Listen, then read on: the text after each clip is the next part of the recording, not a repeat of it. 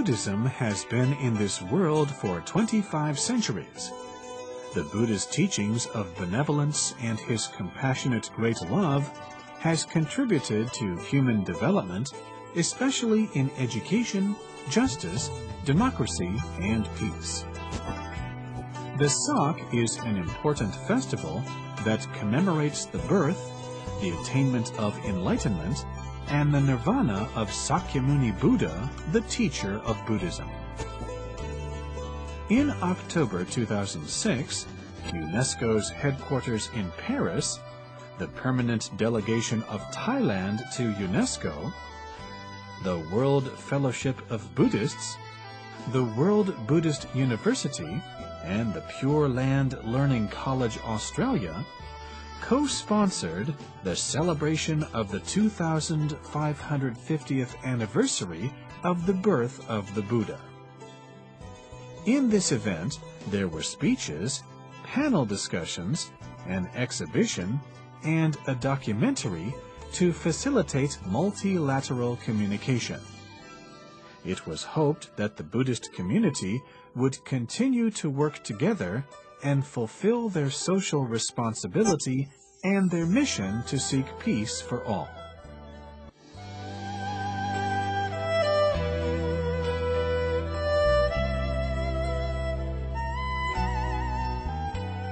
At the opening ceremony, eminent monastics, representatives from international organizations, government leaders, and guests arose to pay respect to the Buddha.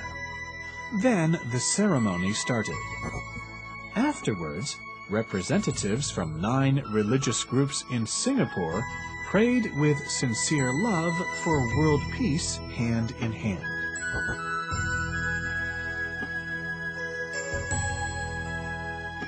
The organizing committee and respectful guests delivered speeches on stage and wished that the message of peace would be spread to every corner of the world.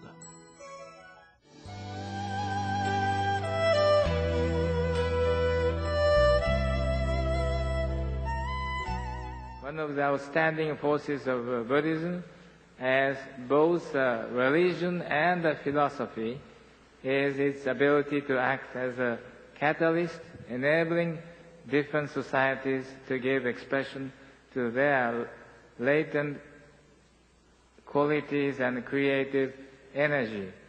Buddhism's extraordinary capacity to integrate, transmit, and fertilize many cultures constitutes the living proof of the Buddha's message, unity in diversity. This resonates strongly with UNESCO's notion of cultural diversity. This notion recognizes the common links between societies while acknowledging their distinctive identities as factors of richness and openness in an increasingly globalized world. Buddhism advocates the need to be at peace with oneself in order to be able to open up to others and to fully accept and recognize the diverse identities that make up the fabric of our shared humanity. Such introspection does not imply isolation within one's own world and thoughts. Rather, it suggests an ever-evolving exchange with others of living and thinking, motivated by a true spirit of knowledge of the other. In the current international climate, marked by increasing intercultural and interreligious tensions, this celebration offers an excellent opportunity to give worldwide resonance to the Buddha's message of mutual respect and dialogue. UNESCO views dialogue as an effective means of avoiding the misunderstandings that reinforce negative stereotypes, breed antagonism and mistrust, and pave the way for violence. By allowing different perspectives and critical views to emerge, dialogue can help us to gain a better understanding of other cultures and religions, as well as our own.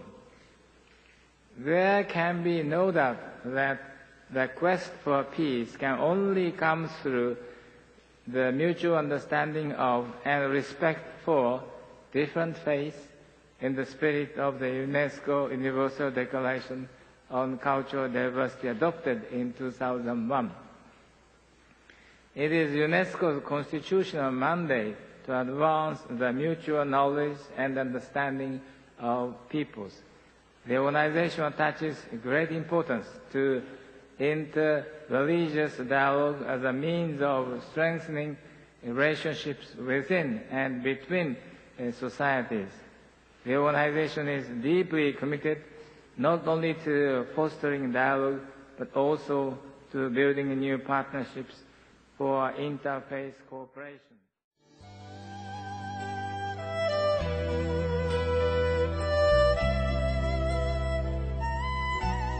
I am also pleased to welcome the Buddhist leaders of the host organizations, namely His Excellency Pan Vanamati, President of the World Fellowship of Buddhists, Most Venerable Chingu, President of the Pure Land Learning College of Australia, and Professor Noranis Sethabut, Director of the World Buddhist University, for their joint cooperation to host these historical events, wishing to acknowledge the Buddhist contribution to world peace and sustainable development.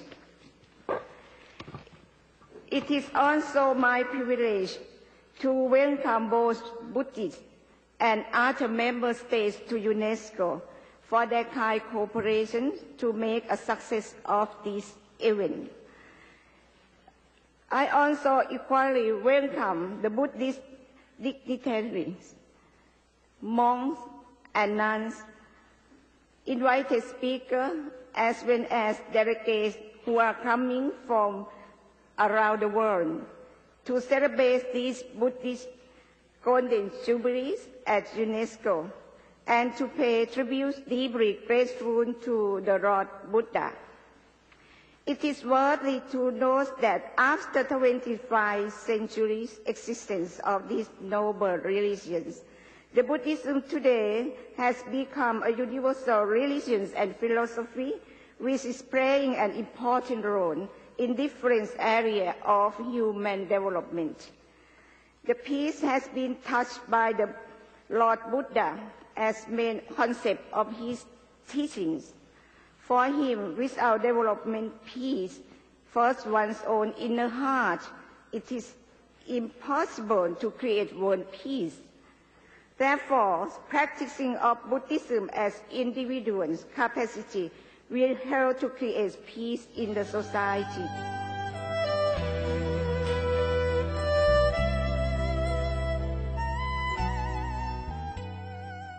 The Buddha's activity in the 6th century BCE corresponds to the time of the Socrates in Greece and Confucius in China, and it was a period of enlightenment which heralded the beginning of the humanism.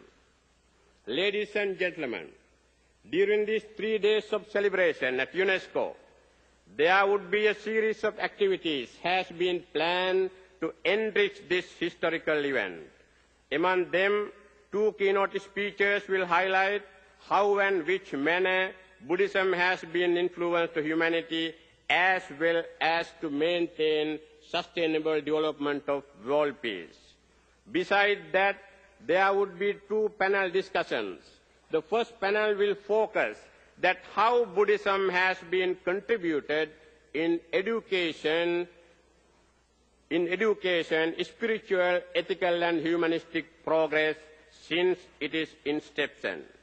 And the second will be an intercultural dialogue, which will aim how dialogue and openness will eliminate mistrust, misunderstanding, and intolerance among different traditions and to find out the role of religion for peace building.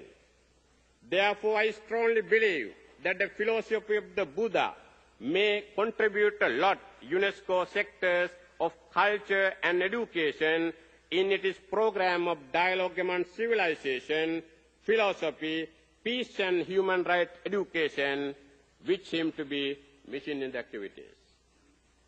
Mr. President, the world nation today face many problems, among them insecurity, become a deadly, a universal curse, both among the rich and the poor. The highly developed science and technology has failed to find out the secret of human happiness. Therefore, I believe that during these 3 days of discussions, we may find out a roadmap in the light of the Buddha's teaching to create a better world where all human beings would enjoy peace and serenity.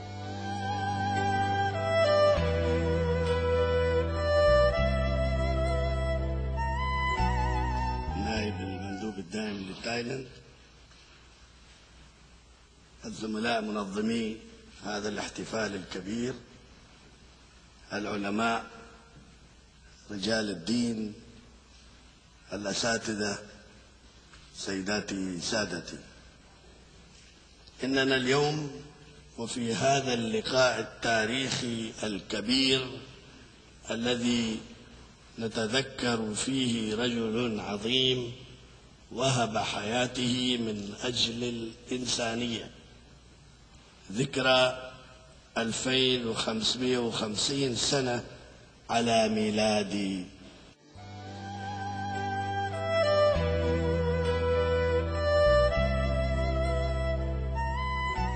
联合国教科文组织的秘书长，联合国教科文组织议会会长，泰国驻法国的大使，尊敬的9大宗教的代表们，来自世界各地的专家学者，诸位女士们、先生们，这一次非常荣幸，澳洲浸宗学院应联合国教科文组织的邀请，与法国大使共同举办热烈庆祝2550年的卫财节的活动。来自全球许许多多的国家代表贵宾们齐聚一堂，探讨佛教对人类的贡献，净空在此地致最诚挚的欢迎。净空从55年的学习当中，深深地体会到，佛教是佛陀对一切众生至善圆满的教育。释迦牟尼佛是古代的多元文化的社会教育家，同时也是多元文化的社会教育义务工作者。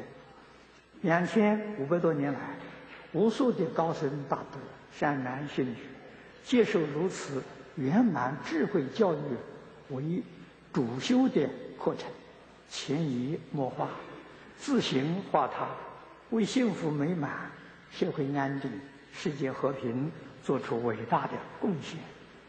佛法圆融的慈悲智慧，提升了人们心灵的层次，高度的善巧方便，丰富了人们文化艺术，特别在东方的历史产生了深远广大的影响。它与中国5000年文化水乳交融，和传统伦理、道德、因果、智慧、科学教育相得益彰。而在今天这样天灾人祸频繁的时代当中，真正力行实践学佛者，必定是从自己内心化解对一切人事物的对立疑虑做起，进而呢化解社会诸多的冲突矛盾，实践爱心变世界，善意满人间的世界一家、幸福人生、和谐社会。实际上，不仅佛法，世界上所有宗教神圣的伦理道德教育，都能引导我们走向和谐光明。这几天的活动当中，我们也会将这些年来努力所做的成果，以及在中国唐池小镇以释迦牟尼佛办班教学的方式，推动和谐社会这个实验的效果，向大会来做报告，敬请指教，并祝大会圆满成功，各位嘉宾身心愉快，吉祥如意。谢谢。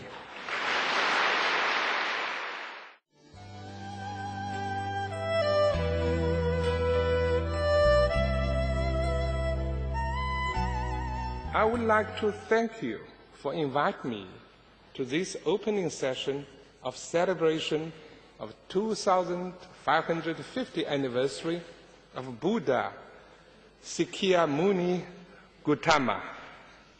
It is not only an honor for me, but also a great pleasure to have this opportunity to be together with you, to listening to you. I should like to extend to you the warmest greetings on behalf of the Executive Board of UNESCO.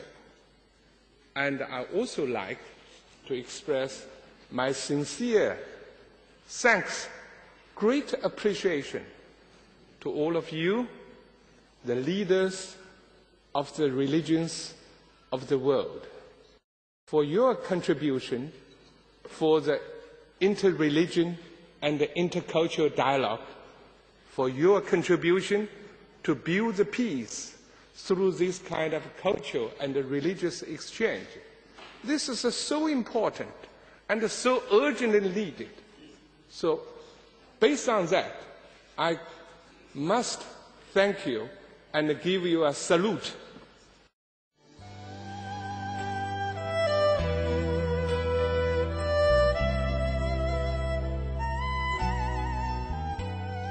It is an honour for me to deliver a message from the Prime Minister of Australia, John Howard. The message begins, "It gives me great pleasure to provide this message on the occasion of the conference at UNESCO in Paris from 7 to 9 October 2006 to celebrate the 2550th anniversary of the birth of Buddha. This conference provides an excellent opportunity for Buddhists and scholars of Buddhism to join together to consider the profound influence that Buddhism has had globally, both historically and in more recent times. I am particularly pleased to learn that Australian Buddhists have contributed to the development and presentation of the conference under the leadership of the Venerable Master Ching Kung AM, Vice-Chancellor of Pure Land Learning College in Toowoomba, Queensland. Australia is a peaceful, harmonious and inclusive nation that respects the rights of citizens to maintain and develop their cultural and religious beliefs in an Australian context. The Buddhist community is held in high regard in Australia due to its long-standing commitment to strengthening community relations through the promotion of interfaith understanding. I send greetings of peace and goodwill to all those attending the conference. Prime Minister of Australia, John Howard. Thank you. The permanent delegations of Cambodia, the People's Republic of China, India, Japan, the Republic of Korea, the Lao People's Democratic Republic, the Union of Myanmar, Nepal, Sri Lanka, the Kingdom of Thailand, and Vietnam to UNESCO, also made speeches at this historic religious assembly of UNESCO.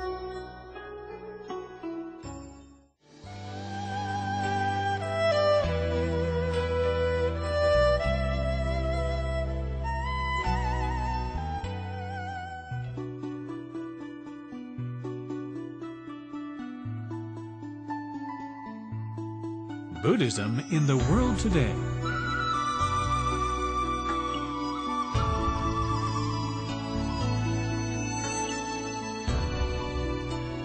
In the royal park of Lumbini in northern Nepal to the north of India, the Buddha was born in the 6th century BCE. The ancient Buddhist chronicles record the day of his birth as a full moon day in the month of May. It is a special day in human history commemorating an extraordinary human being who appeared on this planet Earth to save millions of human lives from misery and suffering, and to guide the intellectual and cultural development of humanity for millennia. His father, King Suddhodana, ruled over the Shakyas at Kapilavastu, and his mother, Queen Maya, hailed from the neighboring principality of Devadaha. The Prince Siddhartha Gautama, the future Buddha, was brought up in luxury as befitting his royal birth. He was given a traditional education, preparing him to succeed his father to the throne. In addition, his doting father took special care to ensure that the young prince was prevented from encountering any form of misery or unhappiness in life. It was in deference to a prediction that he would become a great spiritual figure if he ever renounced lay life. He married Princess Yasodhara at the age of 16, and in 13 years was due to have their first baby. Assured that his commitment to family life was firm by this time, he was allowed to move freely outside the citadel. During these outings, he came across an old man, a sick person, a dead body, and an ascetic, his first ever encounter with the realities of life. Thus, being suddenly made aware of the inevitability of old age, disease, and death, the young prince was deeply concerned with the impermanence of existence and the resulting misery and suffering. He was determined to find for himself a way to save humanity from suffering. He left his palace on the very day of the birth of his son Rahula and set out on a quest for answers on how to end human suffering. Renouncing royal robes and donning rags of a mendicant ascetic, he wandered into the forest in search of teachers. None of the teachers from whom he learned advanced techniques on meditation for mental development could lead him to his goal of finding an end to suffering.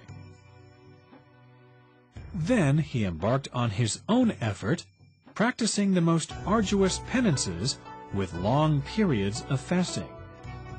The more rigorous his practice of self-mortification, the weaker he became physically and distraught in mind.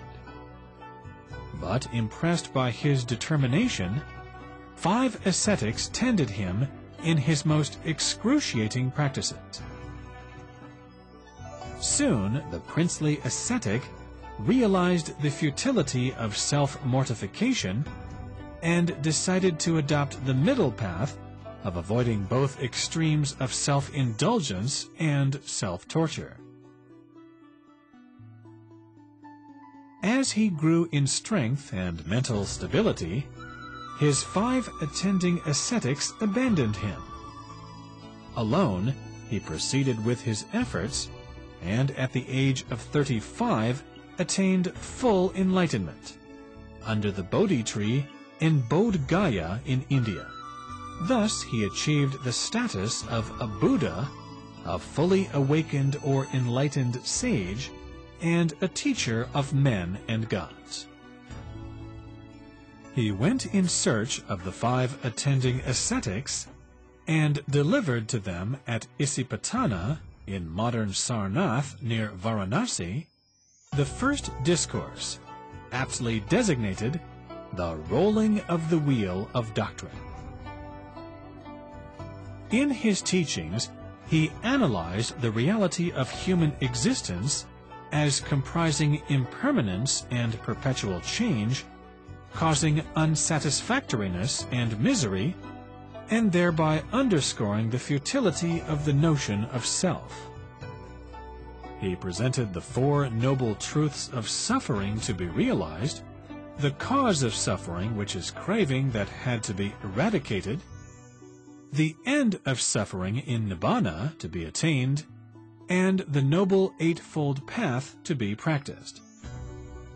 His systematic process of mental development led the practitioner to the attainment of self-realization and enlightenment through virtue and moral purity, mindfulness, and concentration of the mind. This was taught to those who opted to follow his path of deliverance. To the laity, he taught a path of moral purity, leading to a better life here and hereafter. The Buddha had as much to say on life here and now as on spiritual progress to salvation. Standing before humans as a human, with no claim to divine or supernatural power or connection, the Buddha taught a path which every man, woman, or child could follow, and presented an ideal of perfection which was within everyone's reach to be attained with nothing but one's own effort and determination. One is one's own master was his clarion call to humanity. One has to attain one's salvation by one's own effort, for the Buddhas were only the pointers to the path. He relied on the critical acumen of all people and placed even his own teachings for examination with the invitation, Ehipassiko, come and see for yourself. Think for yourself, he underscored, and let the good and benefit of the many be the only criterion. His way of life had no place for dogma or blind faith. He recognized the multiplicity of spiritual paths and studiously avoided the slightest inclination to conversion. He believed that all religious teachers could lead their disciples to heaven and enjoin them to do so. Founding the Sangha as a self-renewing, self-sustaining democratic society of dedicated men and women, submitting to a stringent code of discipline of restraint and selfless service, the Buddha initiated the earliest known missionary movement in the world. Go forth on missions, O monastics, for the good and the benefit of the many. He enjoined the Sangha, and it has remained for over 2,600 years, an extraordinarily effective spiritual movement and force.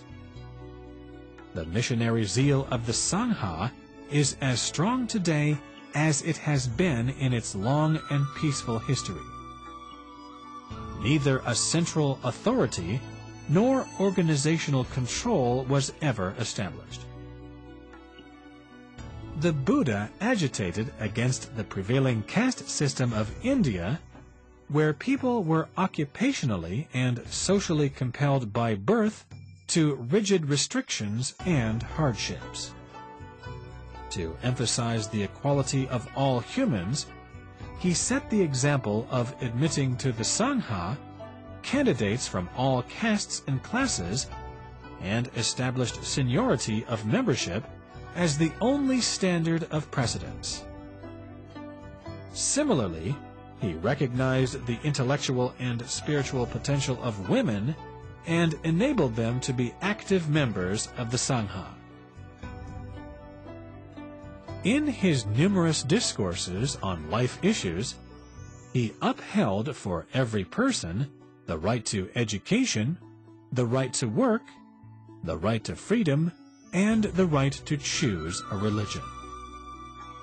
with precept and example as his principal tools of agitation and public education, he led an effective movement against all forms of social barriers and discrimination, intolerance and prejudice, exploitation and oppression.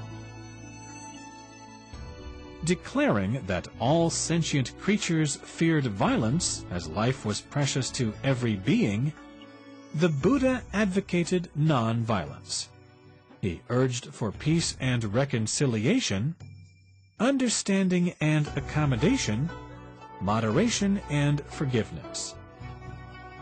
To his relatives who were about to start a war over a water dispute, he asked, "What is more valuable, a drop of blood or water?"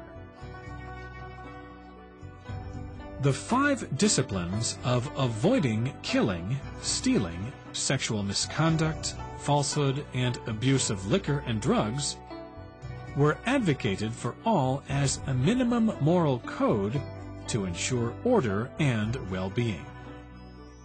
The Buddhist ideal of life was couched in the 4 sublime or imponderable states of loving kindness, compassion, sympathetic joy, and equanimity.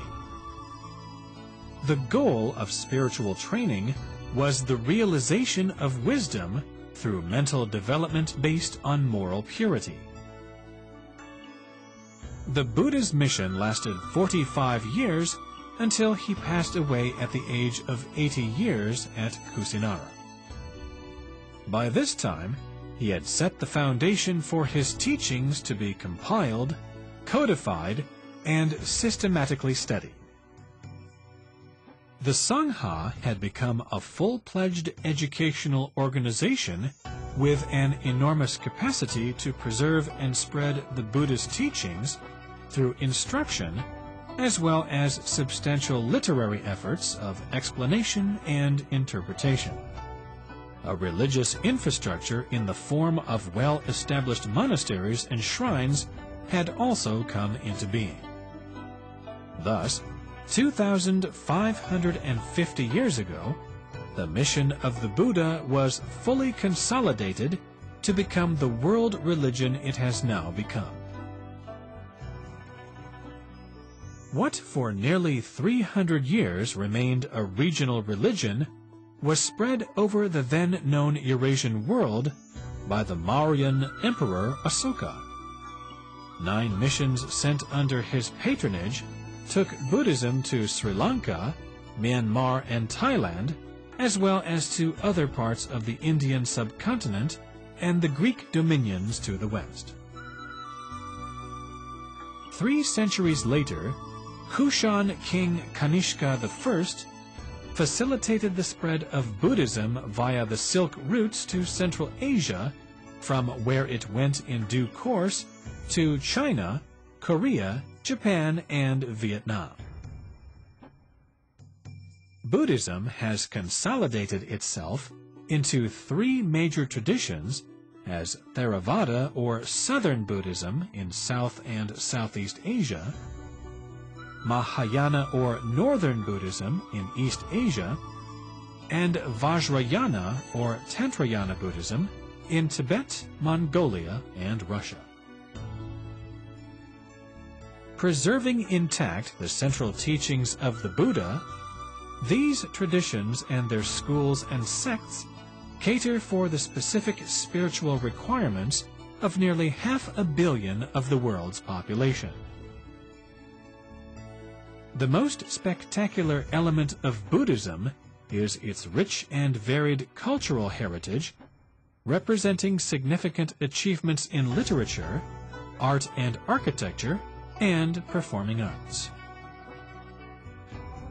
The aesthetic creativity inspired by Buddhism is best displayed by such great monuments as Buddha Gaya, Sanchi, Ajanta, and Ellora in India, Anuradhapura, Polonnaruwa, Sigiriya, Maligawila, Dambulla, and Kandy in Sri Lanka, Taxila and Takht-i-Bahai in Pakistan, Bamiyan and Bagram in Afghanistan, Dunhuang, Luoyang, Lesham and Xi'an in China, Borobudur in Indonesia, Angkor Wat and Bayon in Cambodia, Nara, Kyoto, and Kamakura in Japan, Sakharam in Korea, Hue in Vietnam, Shwedagon and Mandalay in Myanmar, and Ayutthaya and Chiang Mai in Thailand.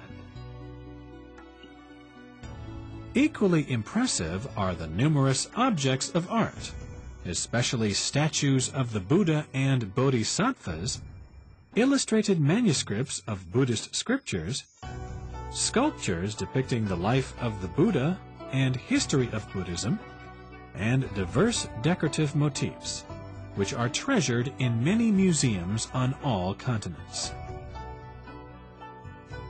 Buddhism remains the vibrant spiritual force of Asia, where most of the countries have a majority of Buddhists.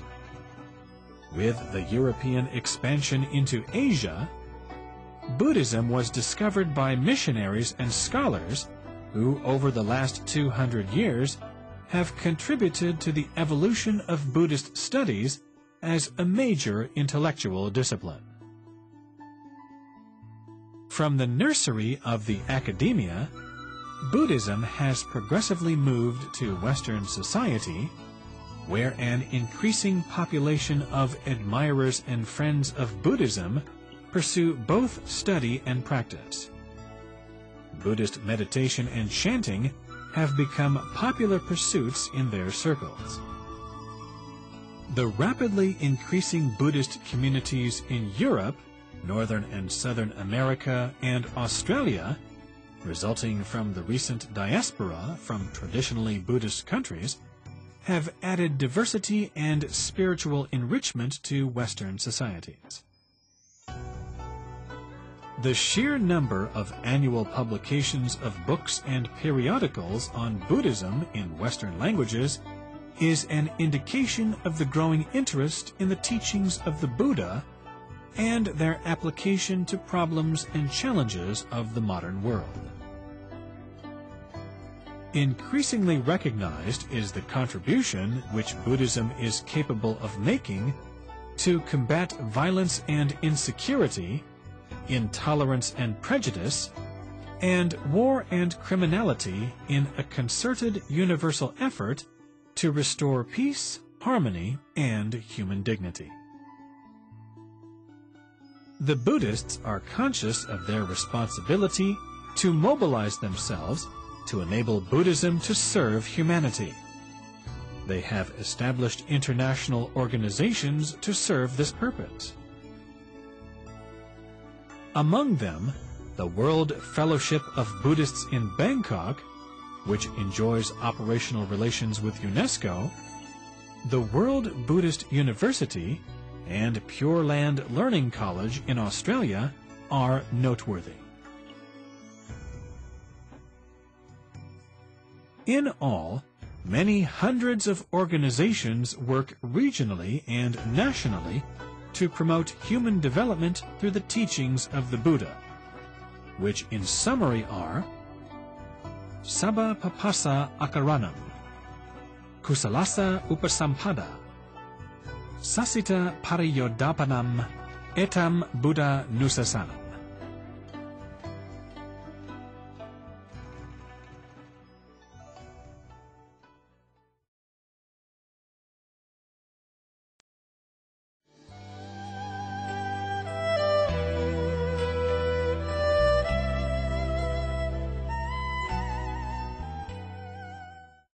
At the opening ceremony, eminent monastics, representatives from international organizations, government leaders, and guests all gave speeches on the significance of this event and their expectations. 联合国这个是召开和平会议，从1970年到现在也30多年，这个世界的这个冲突的频率年年上升，我参加了5次这个会议。会后，我们跟这些专家学者们聊天，大家都对于和平丧失了信心。这个问题非常严重。为什么失去信心呢？会议的结论都很好，交给联合国了。联合国相信也分发给许多国家做参考。哪一个国家能落实呢？没有国家了会听联合国的话劝导所以我也做了几次主题讲演那么大众都说法师你讲得很好，你的意见很好，可是做不到谁肯去做呢？因此我们才在中国汤池做了一个试验用中国传统的方法中国5000年，你说这么大的国家，这么多的族群能够长时间维系着和睦相处、平等对待许多专家学者认为这是奇迹不可能的事情呢。中国人为什么做到？所以我们就想到中国古人的方法，不是用开会，也不是用镇压，也不是用报复，用什么呢？用教学办教学，这个方法成功了。所以我们就用这个方法呢，在中国找一个小镇做一个试验没有想到这个试验呢出乎我意料之外的成功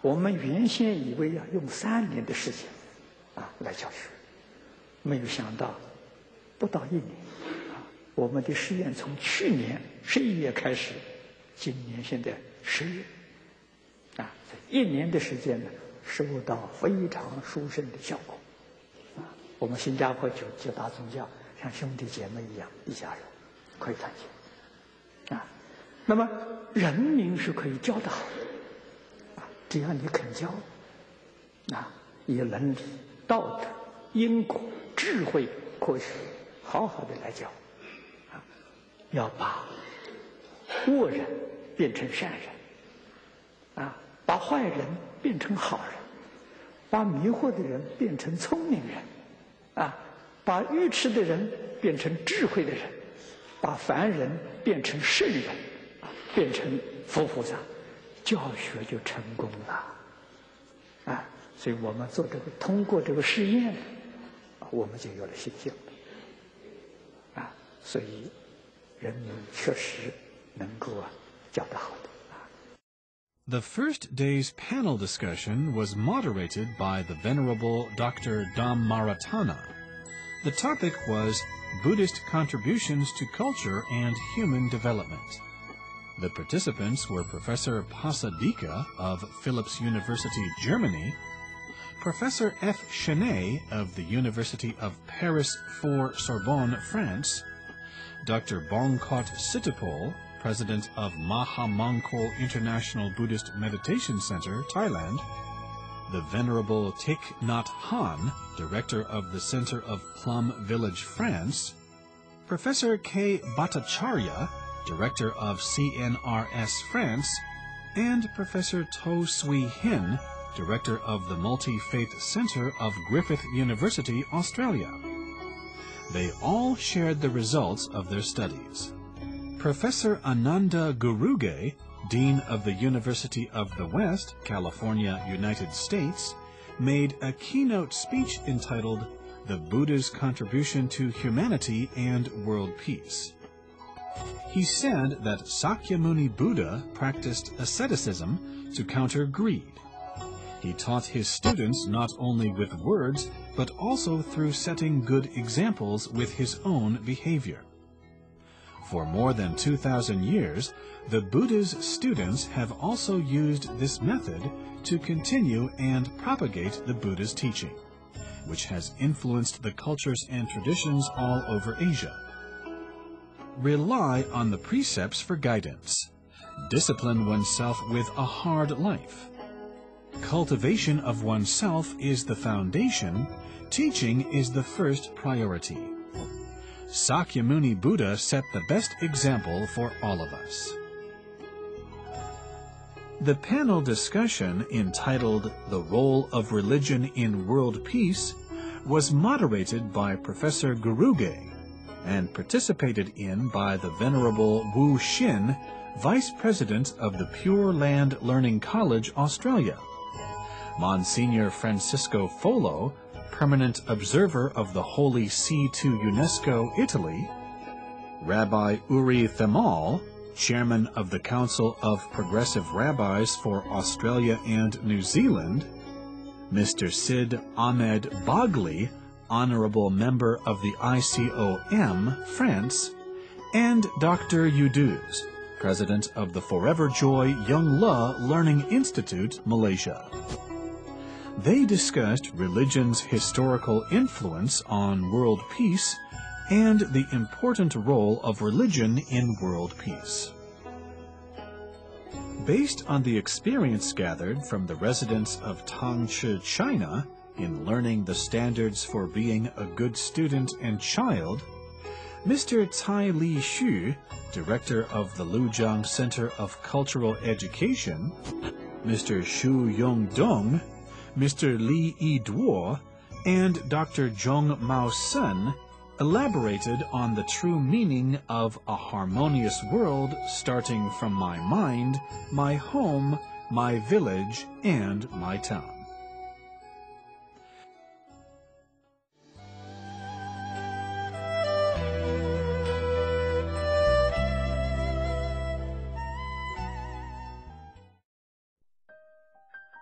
To help people gain a complete understanding of Buddhist teaching, the law of cause and effect, and the teachings of moral education, Venerable Master Jin Kung presented the great Buddhist canon, the painting of the scenes of hell, and the painting of the sacred saga of Confucius as gifts to the religious representatives and the guests of this event.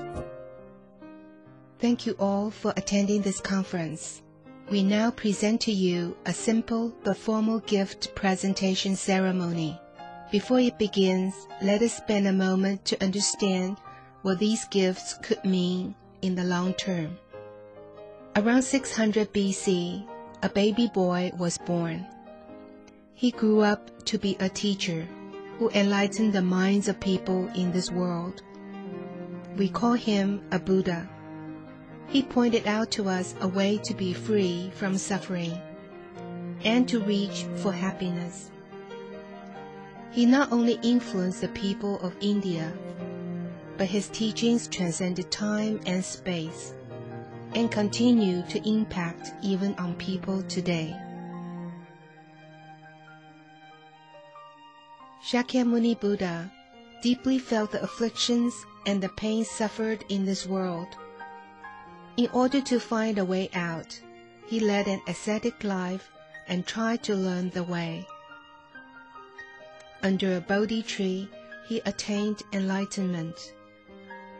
He realized that only education could help sentient beings to become awakened.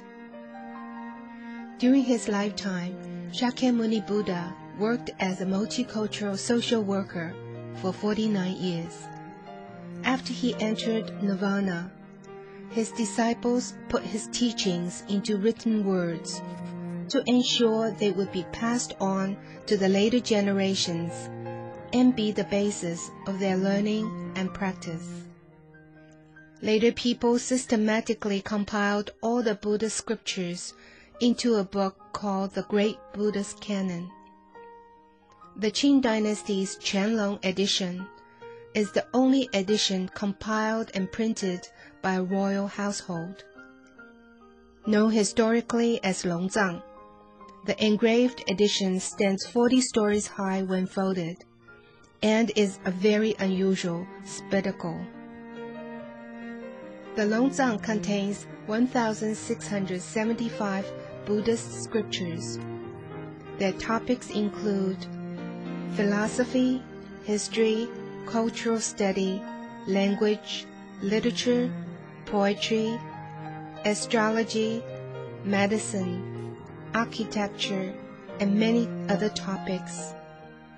It could well be called the World Encyclopedia of Civilization. The Pure Land Learning College, using the modern printing technology, reproduced 121 sets of Longzang for wide circulation, ensuring that even after 2,550 years, people can still have access to Buddhist teachings. Under the current increasingly complicated world situation, the important multicultural educational Buddhist canon, the Longzang, can become the basis of solving the problems of humankind by promoting the security and the harmony of our world. Confucius was born in 551 BC, around the same time as Shakyamuni Buddha. He was the first person in Chinese history to advocate free public education for all. People call him the most accomplished and the most sacred teacher. The goal of Confucian teachings aimed for a state of utopia and a nation based on proper etiquette and fairness. He was once a county magistrate of Lu. After only 1 year on this job, he was able to improve the county's old established practice. In his later years, Confucius returned to his homeland and dedicated his life to teaching. He taught people to abide by the teachings of proper etiquette and music, to be fully developed in their capabilities for the benefit of the people. Throughout his life, Confucius was never bored with learning or teaching.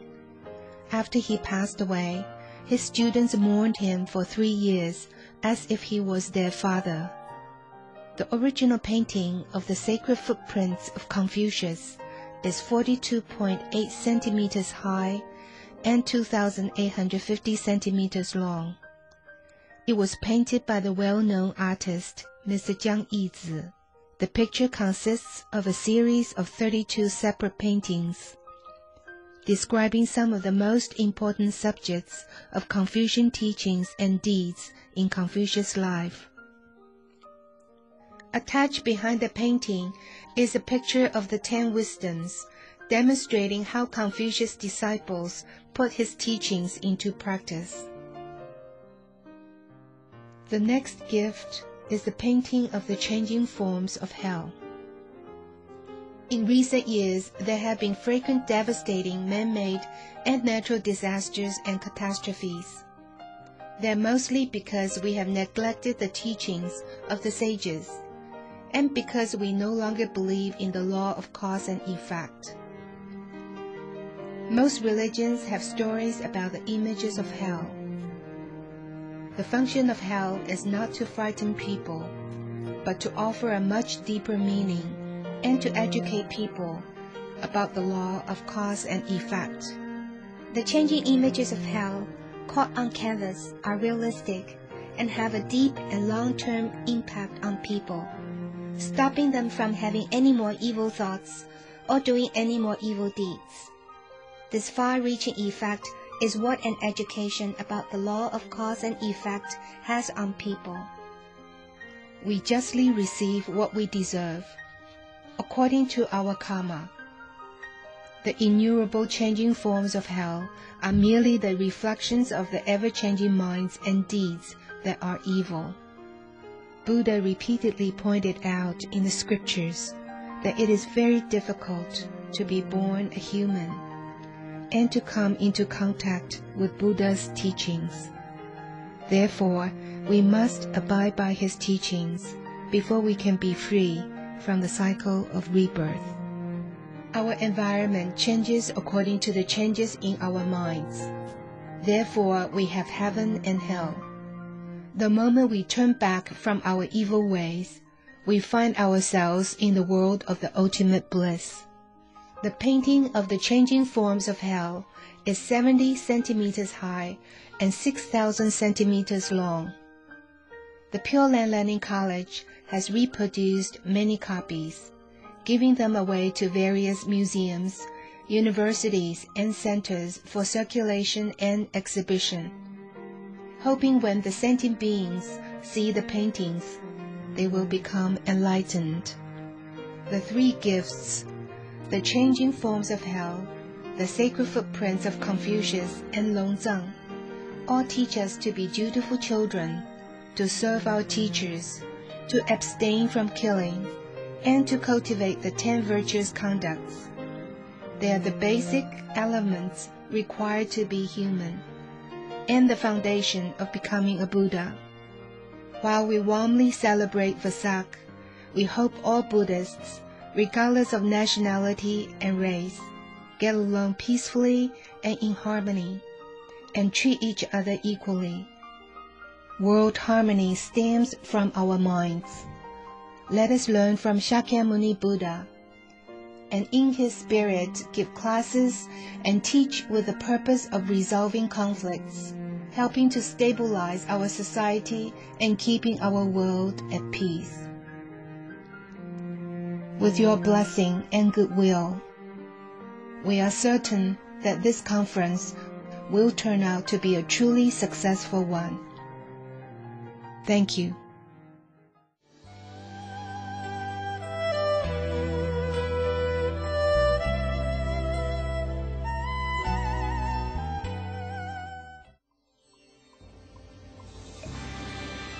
All people are innately good.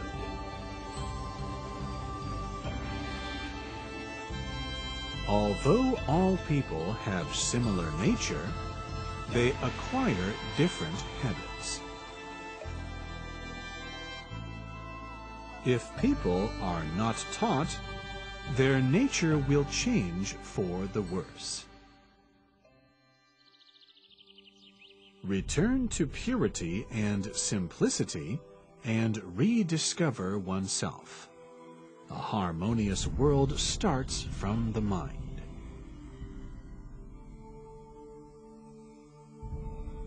Nature is full of various sounds. Because these sounds coexist harmoniously, they resonate with true nature. The township of Tangshi in Lujiang Prefecture, Anhui Province, China, is a picturesque place. The look in the local residents' eyes, which reflects a pure and virtuous mind, and the simple lifestyle in Tangshi, have deeply touched Venerable Master Jin Kong, who has dedicated himself to seeking harmony. To implement education in his hometown, he established the Lujiang Center of Cultural Education to restore traditional Chinese culture and to help establish a harmonious society. When the mind is pure, the land will be pure.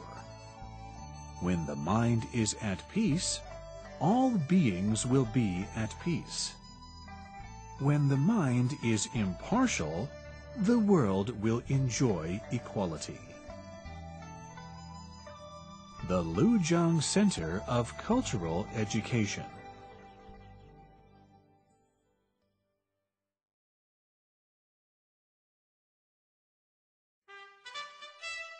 Every Monday, local residents come to the center to attend the flag-raising ceremony, listen to speeches, and receive the patriotic teaching.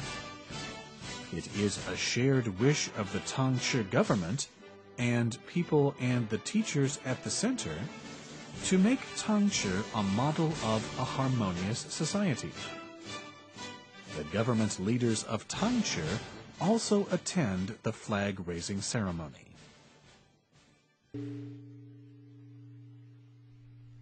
I am a brick. take me wherever I am needed.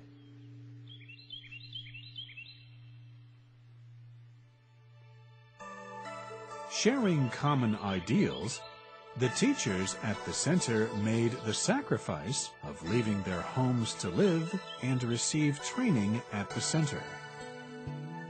They practiced Tai Chi in the first rays of dawn to maintain physical fitness, diligently attend classes and learn various skills, and stay close to nature. I am a brick, take me wherever I am needed. This is the motto of the teachers, which reflects their selflessness. They go to rural areas, homes, and schools to teach. Their every step fulfills the spirit of learning wherever one is, teaching day and night all year round. With the full support of the township, the teachers at the center, with a loving heart, teach Tangche residents to practice the teachings in the standards for being a good student and child. Now, stories of filial piety and of love and respect are often heard.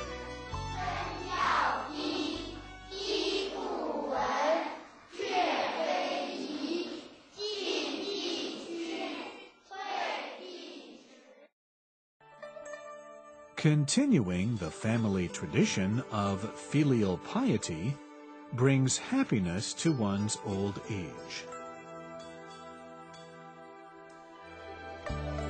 In order for all residents to have a good place to learn traditional culture, a school was established. There are classes teaching various skills, as well as a club for seniors. These are open to all residents free of charge. Residents can learn knitting, play folk music, and sing and dance here.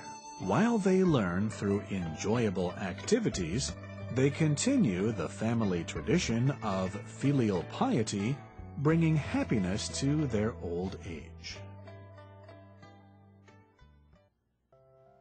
In a green classroom without walls, men and women of all ages learn happily. In the forest by the Ma Cao River, surrounded by beautiful scenery, the center and the residents together established a green classroom without walls. All residents, men or women of all ages, can learn the sage's teaching and traditional culture at ease, surrounded by nature, and sing out their hopes for life.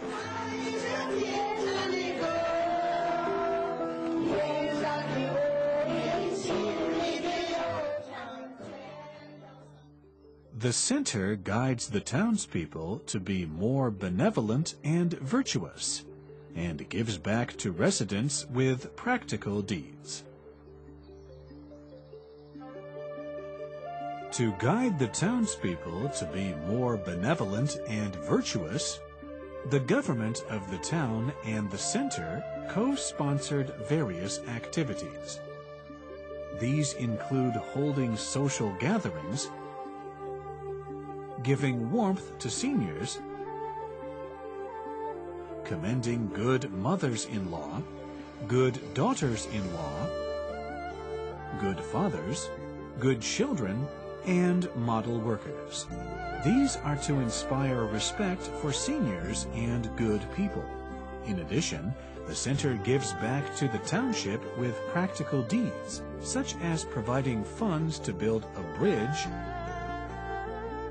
buying public trash cans, donating cash, and so on.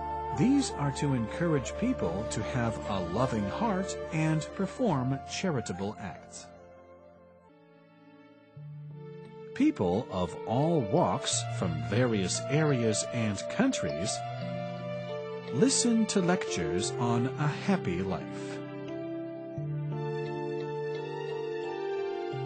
Lectures on a happy life are held for the benefit of various groups in society,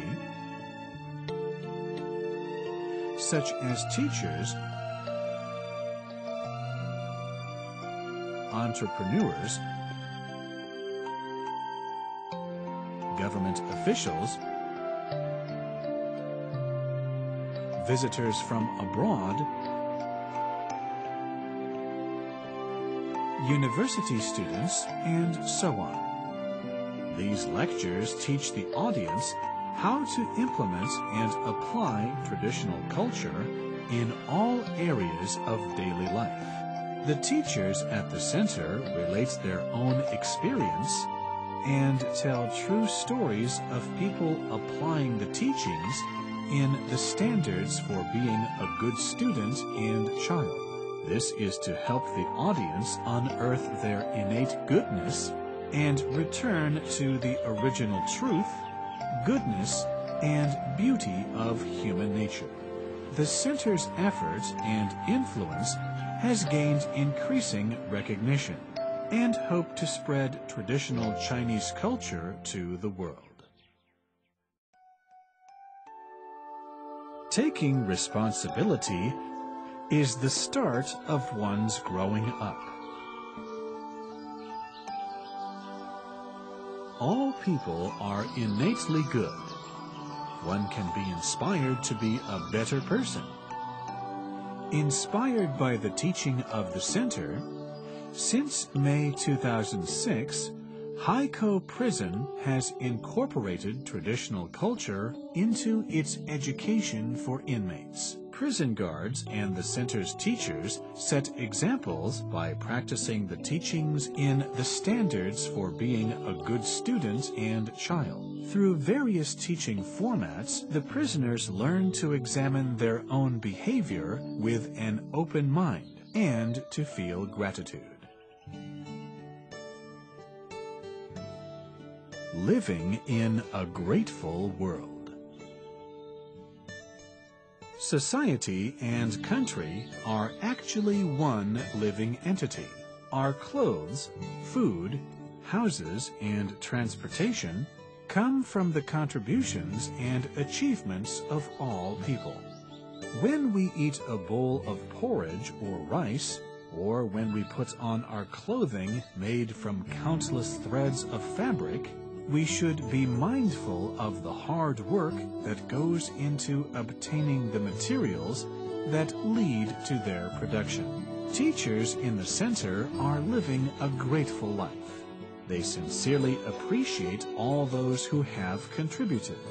The teachers express their gratitude through wholehearted dedication to the promotion of traditional culture. When nurtured with sincere love, harvests will be even more abundant. Not only can people live side by side harmoniously, people and everything in the universe can also flourish side by side harmoniously. The teachers at the center till the land in the traditional method of agriculture, without pesticides or chemical fertilizers. With sincere love, they succeed in growing a field of organic vegetables. With purity and goodness in mind, we care for our motherland, embrace the world, and always seek for lasting peace.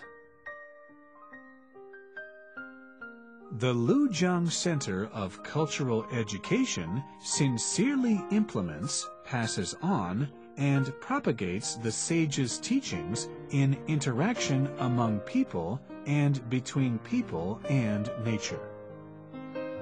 The influence is gradually rippling outwards. In October 2006, at the International Conference at the UNESCO headquarters in Paris, Venerable Master Jin Kung presented the center's achievements in teaching, in the hope that everyone would work together to achieve social stability and world peace. Staying in Lujiang, listening to the harmonious sounds of nature, returning to purity and simplicity, and discovering the true self, seeking harmony from one's own mind.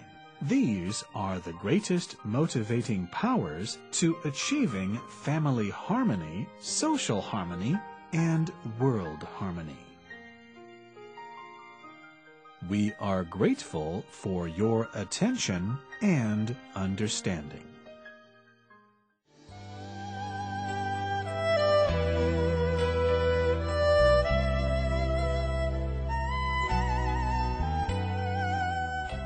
If Buddhists truly understand the teachings of Buddha and put them into practice, then peace and harmony will prevail, thus attaining a world of true peace and equality.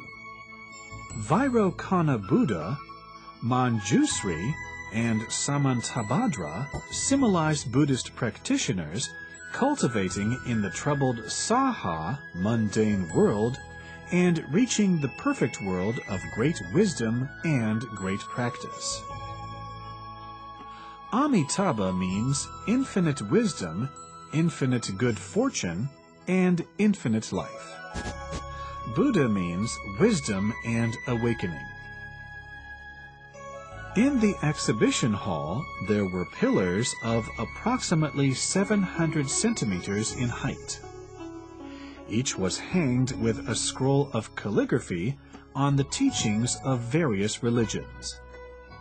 It is a prayer for people to treat one another equally and get along harmoniously regardless of nationality, race, and religion. In this exhibition, the Buddha's cultivation to attain enlightenment is illustrated in 12 aspects, through which one will understand how an ordinary being can become a Buddha. The Buddha dedicated his life to voluntary teaching. His purpose was to help people end delusion and attain enlightenment, end suffering and attain happiness, and understand the truth of life and the universe. In order to make the Buddha's teachings available to all, the Internet and satellite television are utilized. People can learn at any place and at any time according to their capacity, so their learning is individualized and self-reliant. The most revered teacher Confucius re-edited the 6 classics and taught widely. The painting of the sacred sage of Confucius depicts Confucius's important deeds and teachings in 32 scenes. They illustrate Confucius's spirit of teaching regardless of students' backgrounds and his thoughts on loving kindness, filial piety, courtesy, and righteousness. The painting of the scenes of hell is not intended to scare people. It conveys a profound meaning of teaching the law of cause and effect. The scenes of hell are so vividly portrayed that they have a far-reaching impact on people. It is hoped that the viewers would do nothing that is bad and would do everything that is good for the rest of their lives. A group of young students at the seal carving class in the Lujiang Center of Cultural Education show the beauty of the Chinese seal carving. The Lujiang Center of Cultural Education, with the goals of propagating moral education and training teachers, is dedicated to reviving the traditional Chinese moral education. In emphasizing that the cultivation of oneself is fundamental and education is foremost, it hopes to become a model for a harmonious society. This picture-taking area has the Eiffel Tower and the theme of this event as a background. Participants can take pictures here for remembrance. As for the Deputy Permanent Delegate of Thailand to UNESCO, the harmonious atmosphere of the event was unprecedented.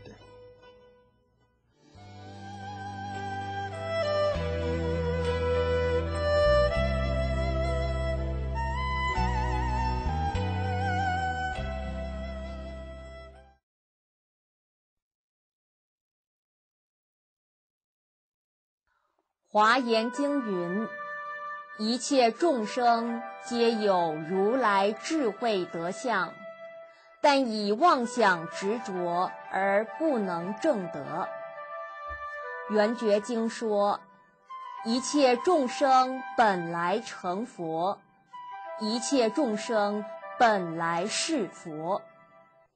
这些道理总令人觉得深奥难懂。佛、菩萨、阿罗汉乃至一切神圣，对我们而言总是如此高不可攀。其实佛经所说的都是宇宙人生的真相，是我们每一个人的本来面目。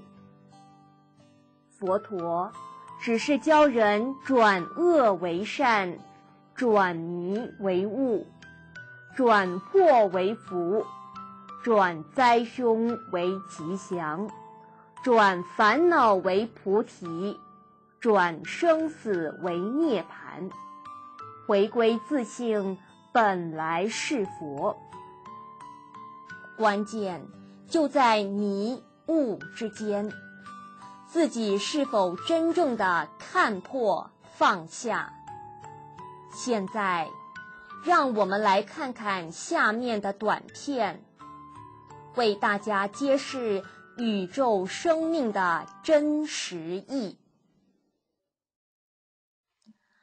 白色代表自信，黄色代表妄想，蓝色代表分别，红色代表执着。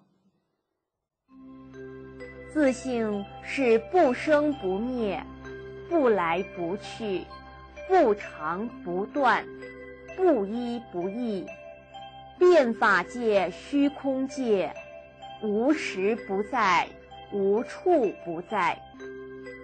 虽然空无所有，能生一切万法，是宇宙万物生命的根源，也是哲学所说的宇宙的本体。妄想、分别、执着，是由一念无明而生起，是自性本来没有的。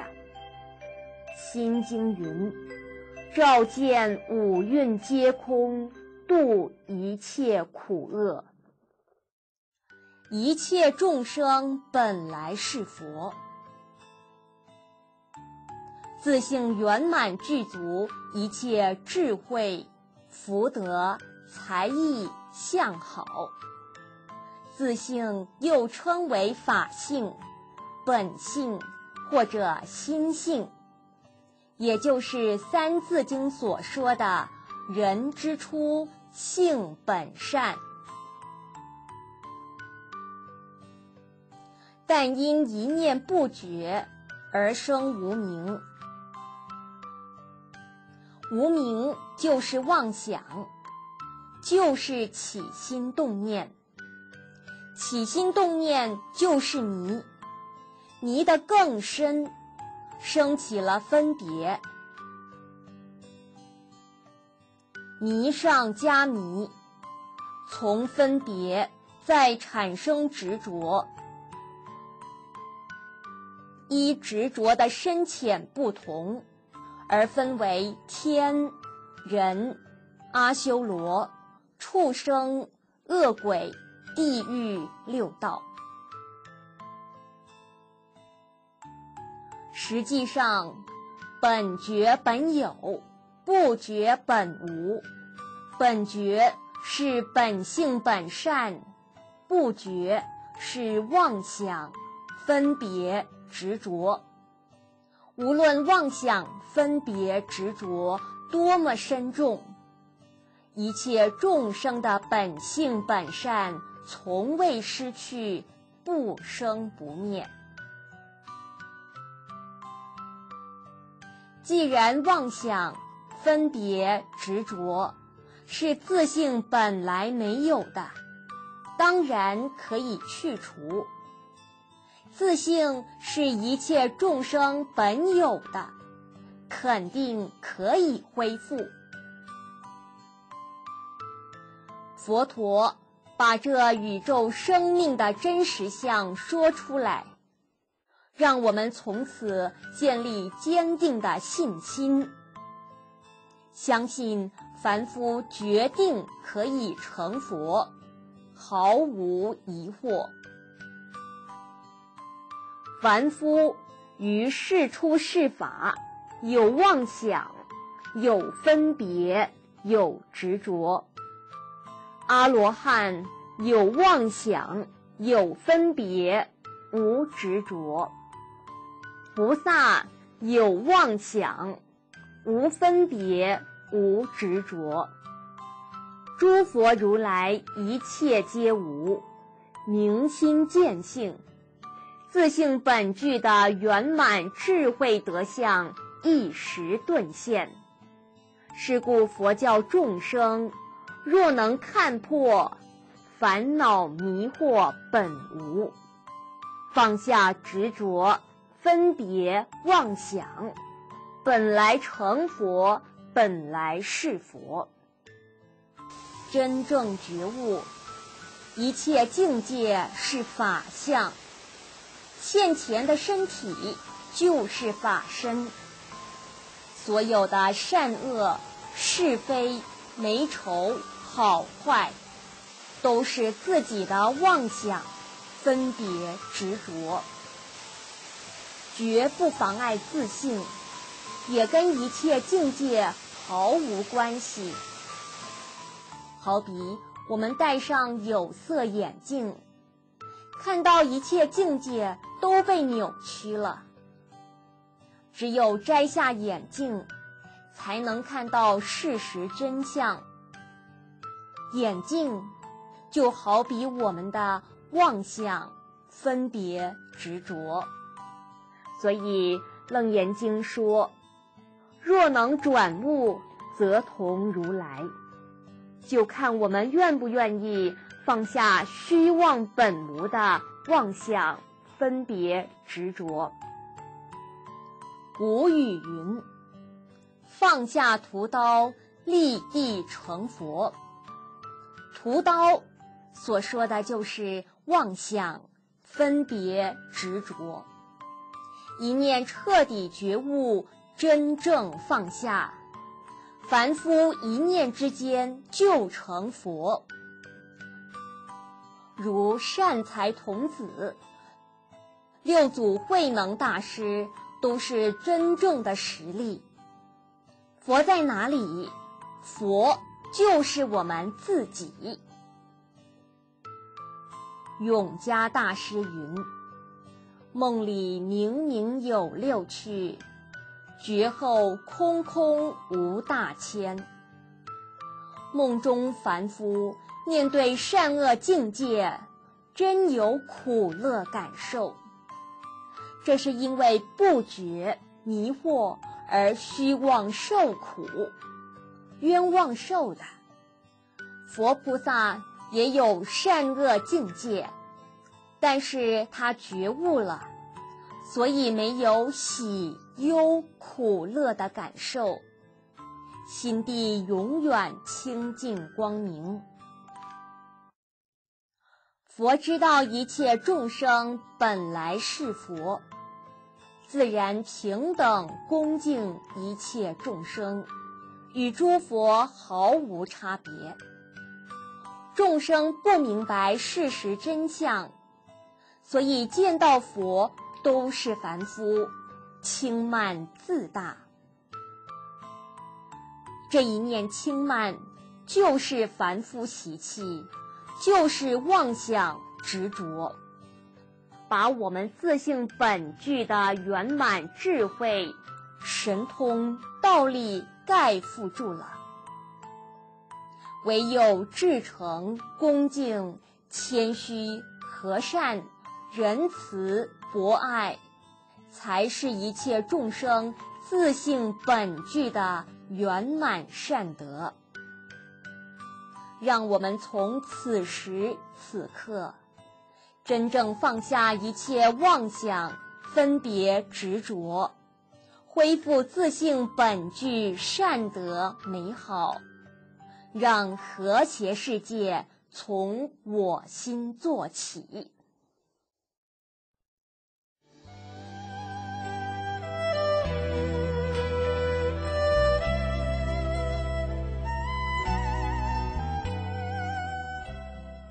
During the banquet, the Venerable Master Jin Kong said that it was a rare affinity and opportunity for them to get together and participate in the first religious event celebrating Vesak held by UNESCO.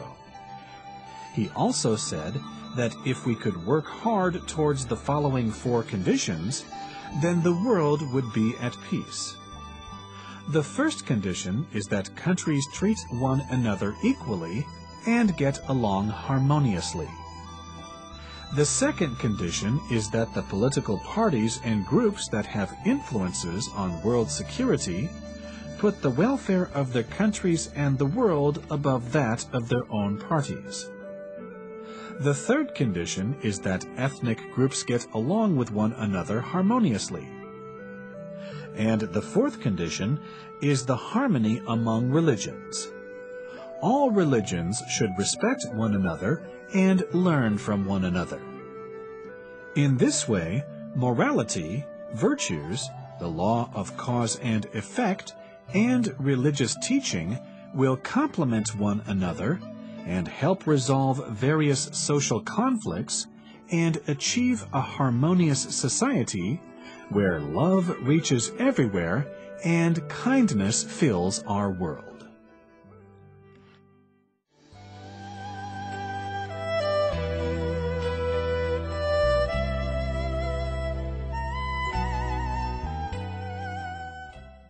At the closing, a special ceremony of passing the candles was held. In Buddhism, candles symbolize wisdom and sacrificing oneself to illuminate others.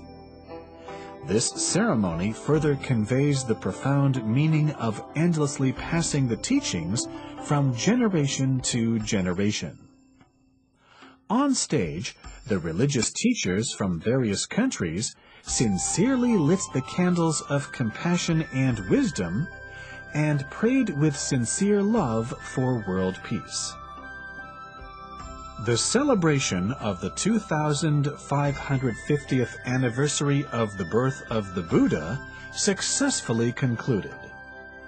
The mission of the event was to help resolve various social conflicts and achieve a harmonious society by promoting and cultivating education of values, moral and virtues, and to build a peaceful, just, sustainable, and multicultural society through the collaboration and unity of religions.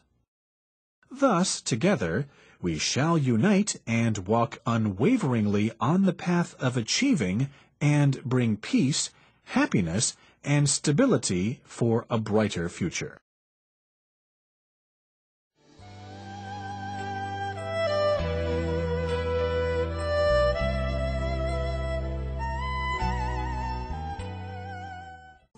After the fruitful trip in France, Venerable Master Jin Gong and his retinue were invited to England, the homeland of the famous historian Professor Arnold Toynbee.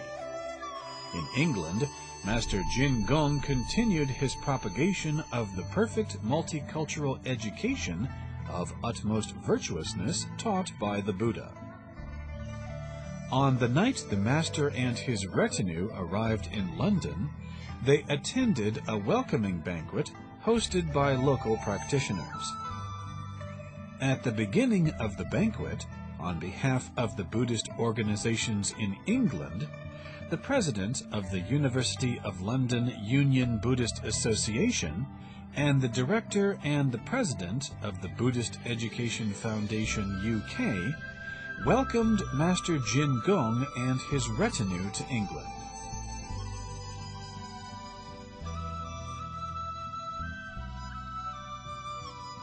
After Master Jin Gong's talk, Mr. Cai Li Xu gave a talk on A Happy Life, Standards for Being a Good Student and Child. In his talk, Mr. Cai shared his Lujiang teaching experience. This was the second time Master Jin Gong visited the School of Oriental and African Studies at the University of London and gave a speech. Master Jin Gong highly praised the University of London for its study of Chinese culture. He also talked about the significance of his participation in the historical religious event hosted by UNESCO in France and his thoughts on this. He emphasized that if one's achievement in the study of moral teachings is limited only to academic research, whether in this world or beyond, one will never understand the philosophy of to learn and to practice what is learned constantly is true pleasure, which is the greatest joy of life. 这一次教科文组织的总部通知我，希望我参加这次活动，而且要求我做主办单位，我非常欢喜，我就答应了。有些人问我，法师，你办这么大的活动，你的目的在哪里？你的用意在哪里？我说我有目的，我也有用意。我说两个事情，第一个。 我们新加坡现在是10个宗教，商量联合国的这个大会堂，互相在一起为世界和平祈祷，告诉大家世界宗教团结。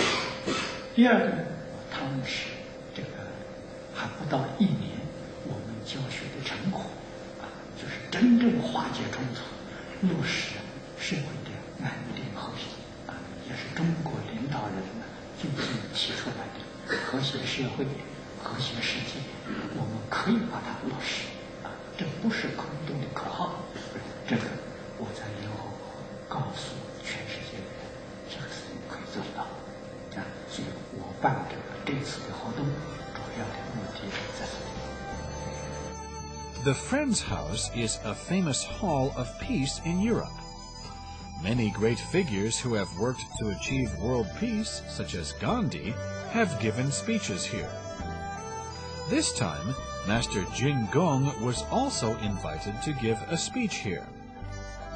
On the first night, the Master of Ceremonies first invited Master to make a speech, and then invited Mr. Cai Li Xu to talk on A Happy Life, Standards for Being a Good Student and Child. 所以中国讲正己化，这个化叫自然而然的感化，绝对不是去强迫，给自己真正做好，自自然然影响家人，影响身旁。 The audience felt that they had benefited tremendously from Mr. Cai's speech of A Happy Life. The second day in England concluded with Mr. Cai's exhilarating speech. In the early morning of the third day, Master and his retinue visited Cambridge University and exchanged ideas with Professor David McMullen and the graduate students of the East Asia Institute. These Western scholars specialize in various areas of Chinese history and culture. They communicated in fluent Chinese and made Master and his retinue feel at home, and also invoked many thoughts. 这个从孟子的时代，讲仁义，不能讲利欲，利欲是这个社会的动荡的根源。这个仁义才是这个世界安定的基础。现在大家不讲仁义，都讲利害，这个东西也对。不但社会混乱，连我们整个学术的什么都被误导了。就我们这些年来的时候，非常认真努力提倡这个扎根比较儒释道三家的根，我们要重视的。